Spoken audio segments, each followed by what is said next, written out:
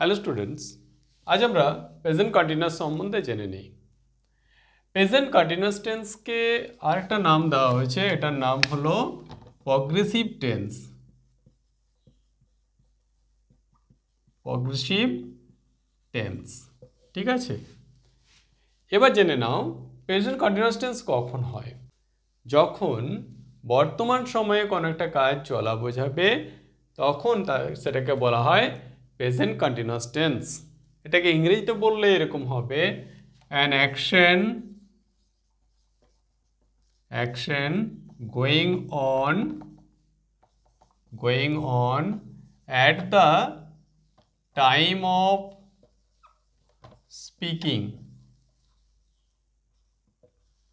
ঠিক আছে। তার মানে হলো যখন আমরা কথা বলছি, যেমন এই যে আমি এখন পড়াচ্ছি, এটা কিন্তু একটা প্রেজেন্ট কন্টিনিউয়াস টেন্সের উদাহরণ। মানে বর্তমান সময়ে যখন কোনো একটা কাজ চলবে সেটাই হলো প্রেজেন্ট কন্টিনিউয়াস টেন্স।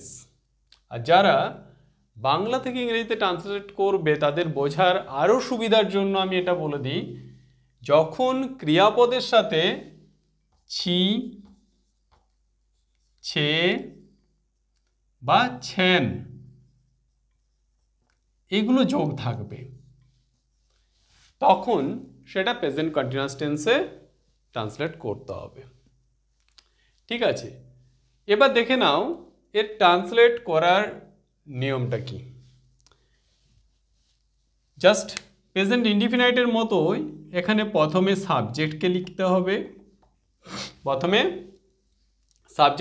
হবে, তারপর সাবজেক্ট অনুযায়ী অ্যাম, ইজ বা আর এর মধ্যে যে কোনো একটা অক্সিলারি ভার্বকে লিখতে হবে, ওকে। তারপর মেন ভার্বকে লিখতে হবে এবং তার সাথে আইএনজি যোগ করতে হবে, ওকে। তারপর অবজেক্ট এবং শেষে রেস্ট বা বাকি অংশকে লিখতে হবে। তাহলে আমি কি বললাম, যখন বর্তমান সময়ে কোনো একটা কাজ কন্টিনিউ চলা বোঝাবে তখন হচ্ছে কি আমাদের প্রেজেন্ট কন্টিনিউয়াস টেন্স অ্যাপ্লাই করতে হবে বা সেটা দিয়ে ট্রান্সলেট করতে হবে বা সেটা ইউজ করতে হবে।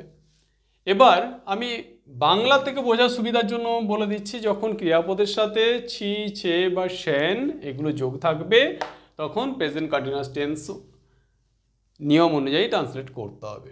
তো নিয়মটা কি, প্রথমে হচ্ছে সাবজেক্ট বা কর্তাকে লিখতে হবে, বাক্যের যে কর্তা সেই সাবজেক্ট বা কর্তাকে লিখতে হবে, তারপর কর্তা অনুযায়ী অ্যাম, ইজ বা আরকে লিখতে হবে, এরপর মেন ভার্বের সাথে আইএনজি যোগ করতে হবে, তারপর অবজেক্ট বা কর্ম এবং অবশেষে বাকি অংশকে লিখতে হবে, ঠিক আছে।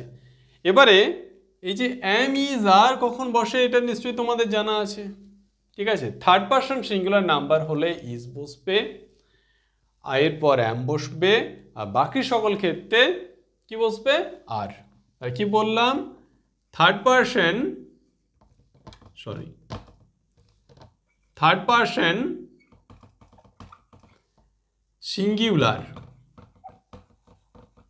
সিঙ্গুলার নাম্বার বোঝালে ইজ বসবে, ঠিক আছে।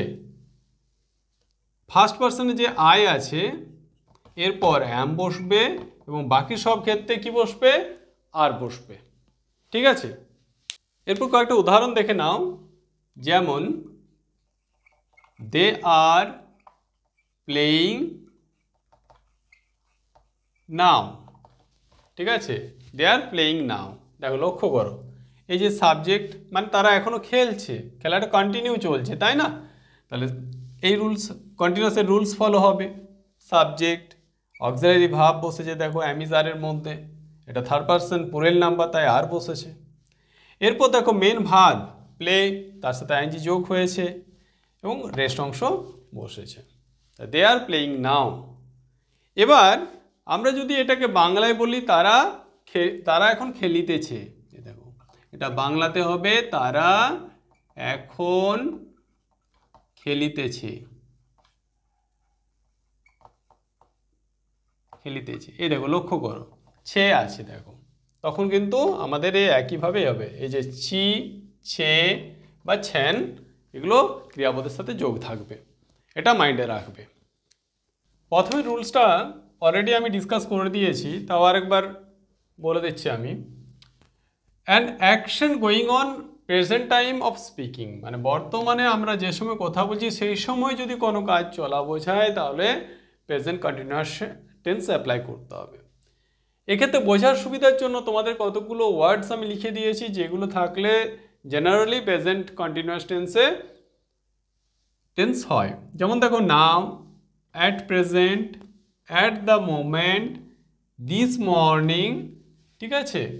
এগুলো হচ্ছে কি যখন থাকবে সেন্টেন্সের মধ্যে তখন আমাদেরকে প্রেজেন্ট কন্টিনিউয়াস টেন্স অ্যাপ্লাই করতে হবে।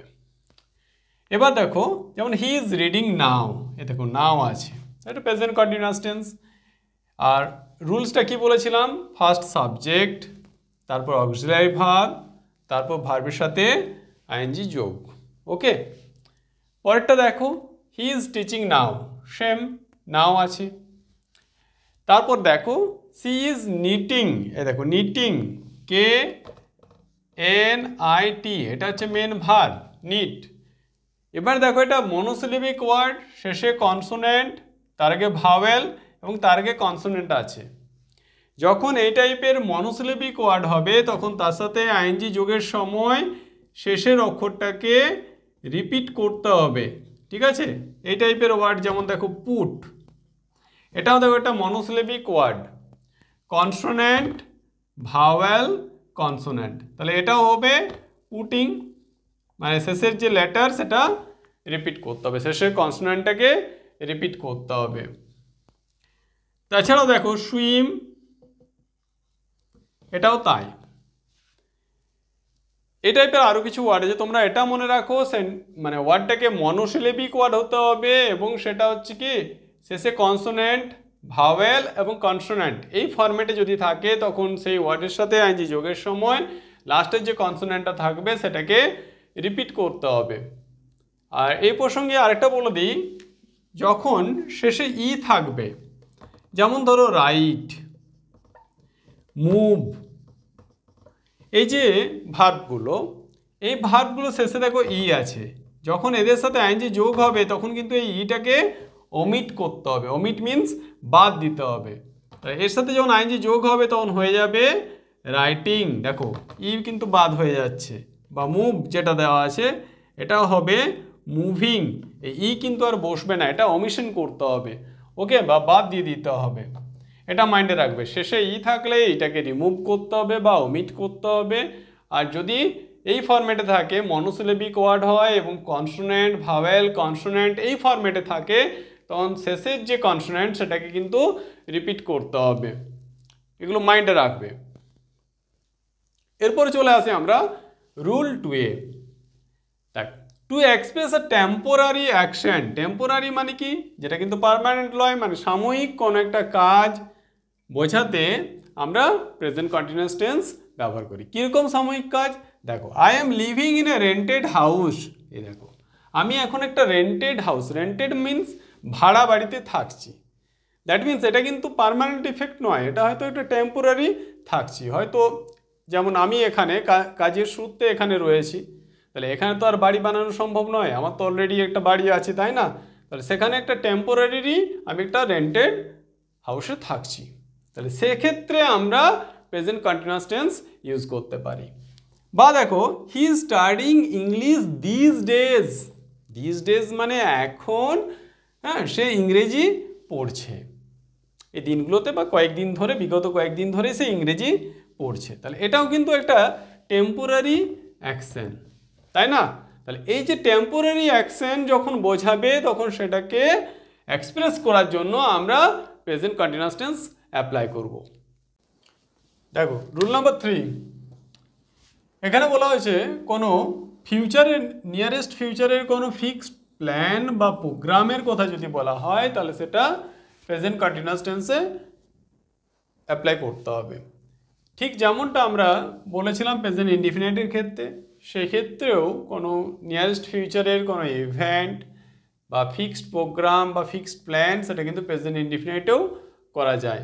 যেমন বলেছিলাম যে আওয়ার স্কুল রিওপেন্স ইন জুলাই, তাই না? সেম এটা কিন্তু মনে রাখবে যে নিয়ারেস্ট ফিউচার হতে হবে। নিয়ারেস্ট ফিউচার হলে আমরা কিন্তু প্রেজেন্ট কন্টিনিউয়াস টেন্সে ট্রান্সলেট করতে পারি। এক্ষেত্রে কয়েকটা এক্সাম্পল দেখে নাও, তাহলে ব্যাপারটা আরও বেশি ক্লিয়ার হয়ে যাবে তোমাদের কাছে। যেমন he is going to Kolkata tonight, এ দেখো টু নাইট মানে আজ রাতে যাবে, তাহলে এটা প্রেজেন্ট কন্টিনিউয়াস হয়েছে। রুলস কি ছিল? সাবজেক্ট, অক্সিলারি ভার্ব, ভার্বের সাথে আইএনজি যোগ, তারপর অবজেক্ট বা রেস্ট অংশ, তাই না? সেম নেক্সট যে এক্সাম্পলটা আছে, she is going home tomorrow, এ দেখো। এক্ষেত্রে তোমরা মাইন্ডে রাখতে পারো কতগুলো অ্যাডভার্ব অফ টাইম। এই যে অ্যাডভার্বের যে ক্লাসিফিকেশন, সেটা কিন্তু আমরা অলরেডি আগে ক্লাস দেওয়া হয়েছে অ্যাডভার্বের উপর, সেটা তোমরা আবার দেখে নেবে। সেখানে আমি বলেছিলাম অ্যাডভার্ব অফ টাইম আছে যেগুলো টাইমকে ইন্ডিকেট করে, যেমন হচ্ছে tonight, tomorrow, next day, next week, this morning বা দিস ইভিনিং। এইগুলো হচ্ছে অ্যাডভার্ব অফ টাইম। কি বললাম? অ্যাডভার্ব অফ টাইম, ঠিক আছে? তাহলে এই অ্যাডভার্ব অফ টাইমগুলো যখন থাকবে, সেগুলো আমাদেরকে মানে বুঝতে হেল্প করবে যে এগুলো আমাদের প্রেজেন্ট কন্টিনিউয়াসে ট্রান্সলেট করতে হবে বা প্রেজেন্ট কন্টিনিউয়াসের রুলস অ্যাপ্লাই করতে হবে। যে রুলসটা কি বলেছিলাম? সাবজেক্ট, অক্সিলারি ভার্ব, মেন ভার্বের সাথে আইএনজি যোগ, তারপর অবজেক্ট এবং তারপর রেস্ট অংশ। এরপর দেখো রুল নাম্বার 4, এখানে বলা হয়েছে টু এক্সপ্রেস লাইকলিহুড। লাইকলিহুড মানে সম্ভাবনা বা ইন্টেনশন অফ ফিউচার, মানে ফিউচারে কোনো কিছু ঘটার যদি সম্ভাবনা থাকে বা কোনো আমাদের ইন্টেনশন আছে যেটা আমরা ফিউচারে করব, সেগুলোর ক্ষেত্রে আমরা প্রেজেন্ট কন্টিনিউয়াস টেন্স অ্যাপ্লাই করতে পারি। যেমন দেখো he is going to die, মানে সে মৃত্যুবরণ করতে চলেছে বা মারা যেতে চলেছে, তাই এখানে একটা লাইকলিহুড বোঝাচ্ছে, ঠিক আছে? বা এরকম যদি বলা হয় I am going to meet my brother, ঠিক আছে? তাহলে সেক্ষেত্রে কি একটা ইন্টেনশন বোঝাবে। তাহলে লাইকলিহুড মানে সম্ভাবনা বা একটা ইন্টেনশন বা মনের ইচ্ছে যখন বোঝাবে ফিউচার টাইমের, সেটা কিন্তু আমাদের প্রেজেন্ট কন্টিনিউয়াস টেন্সের রুলস অ্যাপ্লাই করে ট্রান্সলেট করতে হবে। ওকে, দেখো এবার কতগুলো ভার্ব আছে যেগুলো কন্টিনিউয়াস টেন্সে ব্যবহার হয় না, মানে এগুলো সবসময় প্রেজেন্ট ইনডিফিনিটে ব্যবহার হয়। যেমন দেখো, মানে কন্টিনিউয়াসে কখনোই ব্যবহার হবে না, এর পরিবর্তে প্রেজেন্ট ইনডিফিনিটে ব্যবহার করতে হবে। যেমন এই ভার্বগুলোকে আমরা অলরেডি প্রেজেন্ট ইনডিফিনাইট বা সিম্পল প্রেজেন্টের ক্লাসে তোমাদেরকে জানিয়েছিলাম, কিন্তু আমি এখানে আরও ডিটেলসে বা আরও সেগুলোকে ক্লাসিফাই করে আমি তোমাদেরকে দেখাচ্ছি। যেমন প্রথমে দেখো যেটা বলেছি, ভার্বস অফ পারসেপশন। পারসেপশন মানে উপলব্ধি, মানে এটা আমাদের ইন্দ্রিয় জনিত হতে পারে, যেমন সি মানে চোখ দিয়ে দেখা, টেস্ট, হ্যাঁ, স্মেল, ঠিক আছে, হিয়ার, দেখো এগুলো সব আমাদের ইন্দ্রিয়ের মাধ্যমে আমরা জাস্ট উপলব্ধি করতে পারি, বা প্রেফার, ঠিক আছে? তাহলে এইগুলো বোঝানোর ক্ষেত্রে আমাদের পারসেপশন রিলেটেড যে ভার্বগুলো আছে এগুলো সব সময় বা মনে রাখবে এগুলো প্রেজেন্ট কন্টিনিউয়াসে ব্যবহার হয় না। প্রেজেন্ট কন্টিনিউয়াসের পরিবর্তে এগুলো সিম্পল প্রেজেন্টে ব্যবহার করতে হবে আমাদের।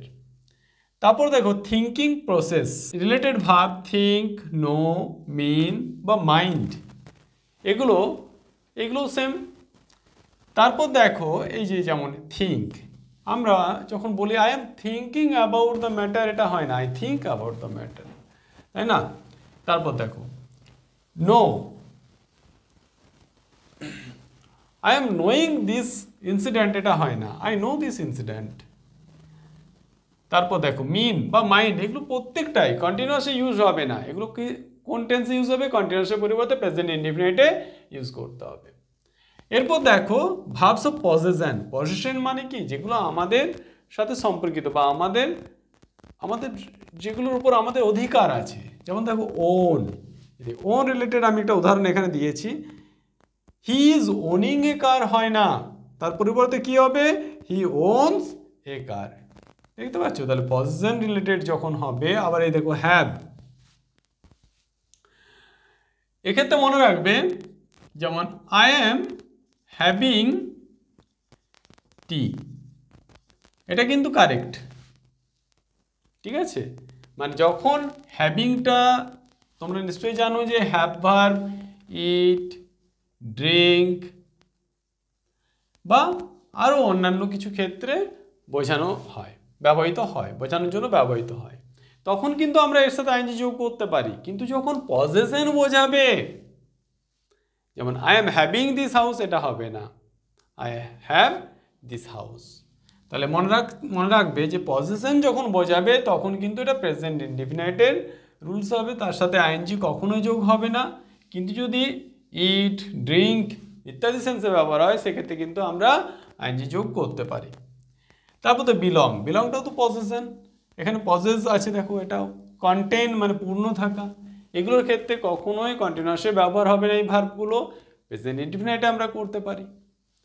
তারপর তো এক্সপ্রেস অফ ফিলিং, বা এটা মনে রাখতে পারো স্টেট অফ মাইন্ড, এগুলোকে এক্সপ্রেস করবে। যেমন দেখো বিলিভ, বিশ্বাস করা, ট্রাস্ট, বিলিভ, লাভ, লাইক, উইশ, ডিজায়ার বা হেট, এই ভার্বগুলোর সেম কন্টিনিউয়াসে ব্যবহার হয় না, তার পরিবর্তে প্রেজেন্ট ইনডিফিনাইটে ব্যবহার হবে।